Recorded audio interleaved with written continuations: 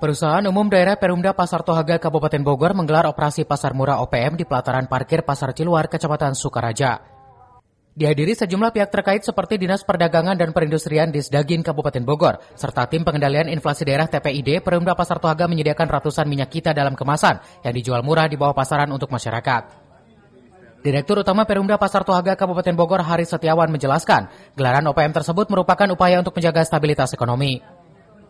Minyak kita yang biasanya di pasaran harganya bisa mencapai 17 sampai 18 ribu, Perumda Pasar Tohaga menjual dengan harga Rp14.700 untuk menjaga stabilitas harga dan mengurangi inflasi. Haris juga menegaskan bahwa pihaknya akan selalu siap untuk melaksanakan OPM yang digagas PMK Bogor. Dalam momen tersebut, Perumda Pasar Tohaga Kabupaten Bogor tak hanya melaksanakan kegiatan OPM, namun juga tera ulang timbangan para pedagang. Kepala Unit Pasar Ciluar Isni Jayanti mengatakan bahwa tera ulang itu dilakukan untuk memastikan timbangan yang digunakan pedagang sesuai standar. Ia berharap kegiatan ini bisa terus terlaksana, tak hanya di Pasar Ciluar, namun juga pasar lain yang ada di Kabupaten Bogor. Dari Kabupaten Bogor, CV Suryadi melaporkan.